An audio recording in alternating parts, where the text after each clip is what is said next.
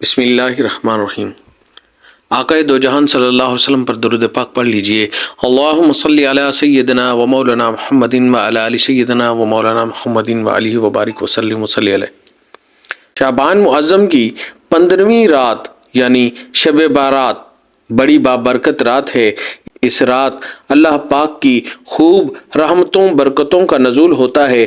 اللہ پاک کی بارگاہ میں اس رات خاص طور پر اپنی دنیا اور آخرت کی بھلائی کی دعا مانگنی چاہیے، کیونکہ اس رات دعا قبول ہوتی ہے۔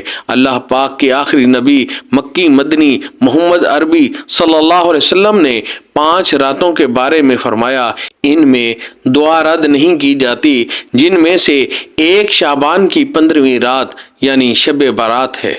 صحابی رسول حضرت ابی بن کعب رضی اللہ عنہ فرماتے ہیں، رسول اللہ صلی اللہ علیہ وسلم نے ارشاد فرمایا، میرے پاس حضرت جبرائیل علیہ السلام شب بارات میں حاضر ہوئے اور مجھ سے کہا کہ اٹھ کر نماز ادا فرمائیے اور اپنا سر اور ہاتھ مبارک آسمان کی طرف اٹھائیے۔ میں نے پوچھا، اے جبرائیل، یہ کیسی رات ہے؟ عرض کی، یا محمد صلی اللہ علیہ وآلہ وسلم، یہ وہ رات ہے جس میں آسمان اور رحمت کے 300 دروازے کھول دیے جاتے ہیں۔ اللہ پاک کے ساتھ شریک ٹھہرانے والوں، آپس میں بغض و کینہ رکھنے والوں، شراب اور بدکاروں کے علاوہ سب کی مغفرت کر دی جاتی ہے۔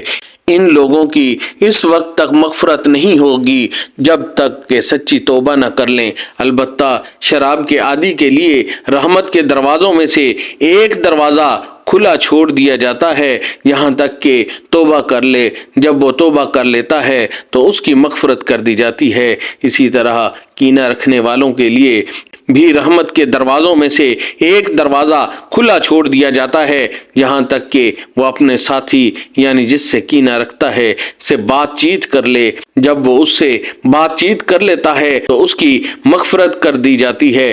حضور اکرم صلی اللہ علیہ وسلم نے ارشاد فرمایا، اے جبرائیل، اگر وہ اپنے ساتھی سے کلام نہ کرے یہاں تک کہ شب برات گزر جائے تو حضرت سیدنا جبرائیل علیہ السلام نے عرض کی، اگر وہ ایسی حالت میں برقرار رہا یہاں تک کہ نزع کا عالم طاری ہونے کے سبب اس کے سینے میں سانس اٹکنے لگ جائے تب بھی اس کے لیے دروازہ رحمت کھلا رہتا ہے۔ اگر وہ موت سے پہلے توبہ کر لے تو اس کی توبہ قبول ہے۔ پھر حضور انور صلی اللہ علیہ وآلہ وسلم جنت البقیع کی طرف تشریف لے گئے اور سجدے میں جا کر ان الفاظوں میں دعا کی، یعنی اے اللہ پاک، میں تیرے عذاب سے تیری معافی، تیری ناراضگی سے تیری رضا، تجھ سے تیری پناہ طلب کرتا ہوں۔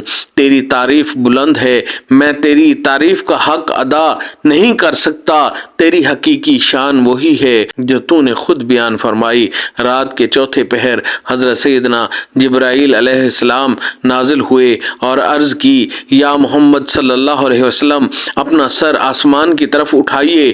آپ نے اپنا سر آسمان کی طرف اٹھایا تو دیکھا کہ رحمت کے دروازے کھلے ہوئے ہیں اور ہر دروازے پر ایک فرشتہ آواز دے رہا ہے۔ پہلے دروازے پر ایک فرشتہ یوں پکار رہا ہے، مبارک ہو اسے جو اس رات عبادت کرے۔ دوسرے دروازے پر بھی ایک فرشتہ یوں پکار رہا ہے کہ مبارک ہو اسے جو اس رات میں سجدے کرے۔ تیسرے دروازے پر بھی ایک فرشتہ پکار رہا ہے، مبارک ہو اسے جو اس رات میں رکوع کرے۔ چوتھے دروازے پر بھی ایک فرشتہ صدا لگا رہا ہے، مبارک ہو اسے جو اس رات میں اپنے رب کریم سے دعا مانگے۔ پانچویں دروازے پر بھی ایک فرشتہ یوں آواز لگا رہا ہے کہ مبارک ہو اسے جو اس رات اپنے رب کریم سے دعا کرنے میں مشغول ہو۔ چھٹے دروازے پر بھی ایک فرشتہ پکار رہا ہے کہ اس رات میں مسلمانوں کو مبارک ہو۔ ساتویں دروازے پر بھی ایک فرشتہ پکار رہا ہے، اللہ پاک کو ایک ماننے والوں کو مبارک ہو۔ آٹھویں دروازے پر بھی ایک فرشتہ پکار رہا ہے کہ کوئی توبہ کرنے والا کہ اس کی توبہ قبول کی جائے۔ نویں دروازے پر بھی ایک فرشتہ صدا لگا رہا ہے، کوئی مغفرت طلب کرنے والا اس کی مغفرت کر دی جائے۔ اور 10ویں دروازے پر بھی ایک فرشتہ ندا دے رہا ہے کہ کوئی دعا کرنے والا اس کی دعا قبول کر دی جائے۔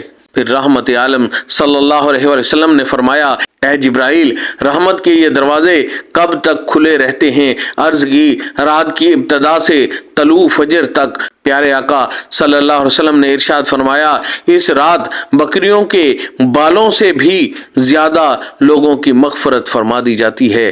اسی رات لوگوں کے سال بھر کے اعمال آسمان کی جانب بلند کیے جاتے ہیں، اسی رات رزق تقسیم کیے جاتے ہیں۔ اللہ پاک شعبان کی 15ویں رات حضرت جبرائیل علیہ السلام کو جنت کی طرف بھیجتا ہے اور جنت کو آراستہ ہونے کا حکم دیتا ہے اور فرماتے ہیں، اللہ پاک نے تیری اس رات میں آسمان کے ستاروں، دنیاوی دنوں اور راتوں، درختوں کے پتوں، پہاڑوں کے وزن اور ریت کے ذروں کے برابر لوگوں کو جہنم سے آزاد فرما دیا۔